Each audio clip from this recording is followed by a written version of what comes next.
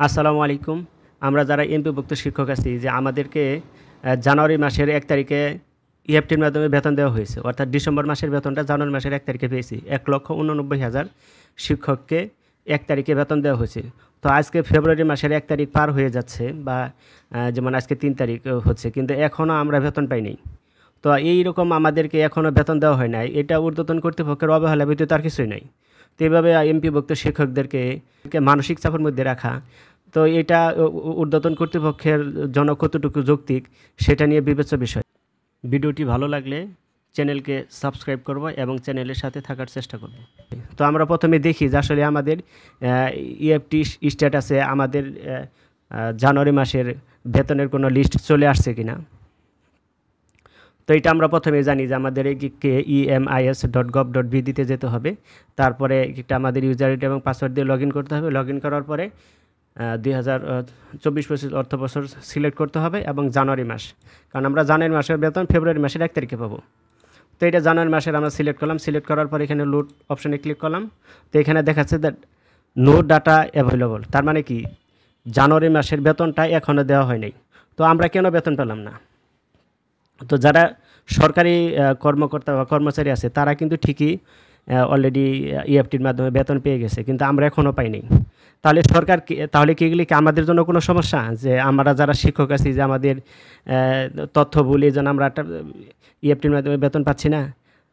তাই যদি হয় তাহলে আমরা জানুয়ারি মাসের 1 তারিখে ডিসেম্বরের বেতন কিভাবে পেলাম? অর্থাৎ 1,89,000 যে শিক্ষক 1 তারিখে বেতন পেল, এটা ঊর্ধ্বতন কর্তৃপক্ষ চাইছে বিধায় কিন্তু আমাদের 1 তারিখে সমস্ত বেতন চলে আসছে। তো এই ক্ষেত্রে ফেব্রুয়ারি মাসের 1 তারিখে যেহেতু 1 তারিখে শনিবার ছিল, তো 2 তারিখে অবশ্যই আমাদের বেতন চলে আসার কথা, কিন্তু আমাদেরকে বেতন দেওয়া হলো না কেন?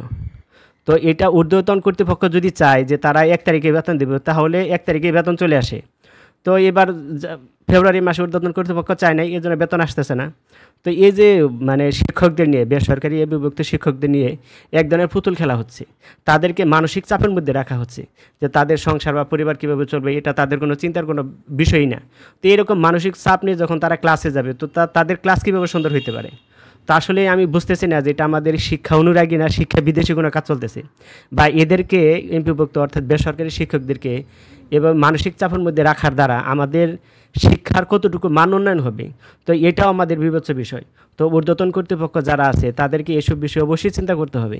তো এভাবে অবহেলা করে এই শিক্ষাকে ধ্বংস করার কোনো মানেই হয় না। এখানে আমাদের আরেকটা বিষয় লক্ষণীয় যে আমরা প্রথম ধাপে 1,89,000 শিক্ষক ইএফটিতে বেতন পেয়ে গেছি, এবং দ্বিতীয় ধাপে অনেক পরে 67,000 শিক্ষক ইএফটিতে বেতন পেয়েছে, কিন্তু তৃতীয় ধাপে যারা আছে তারা এখনও বেতন পায় নাই। অর্থাৎ 84,000 যে শিক্ষক আছে তারা এখনও ইএফটিতে বেতন পায় নাই। যেহেতু ইএফটিতে নাম লিস্ট চলে আসছে, সেহেতু ইএফটিতে বেতন দেওয়ার দেরি করার কোনো মানেই হয় না। তো এই দেরি করার মানেটা হচ্ছে যে আমাদের প্রতি অবশ্যই অবশ্যই অবশ্যই অবহেলা। এই অবহেলার জন্য আমরা এখনও বেতন পাইতেছি না। তো এই জন্য ঊর্ধ্বতন কর্তৃপক্ষের কাছে আশা থাকবে তারা যেন দ্রুত এই বিভক্ত বেসরকারি শিক্ষকদেরকে প্রতি মাসের বেতনটা যেন প্রতি মাসে দিয়ে দেয়। তো এটার দ্বারা শিক্ষকরা যেমন চাপমুক্ত থাকবে, তেমন শিক্ষার মান উন্নয়ন হবে, তেমন দেশে গুণগত শিক্ষা চলে আসবে। তো এই আশা রাখব ঊর্ধ্বতন কর্তৃপক্ষের কাছে যেন আমাদের বেতনটা নিয়মিত চলে আসে। সকলকে ধন্যবাদ। আসসালামু আলাইকুম।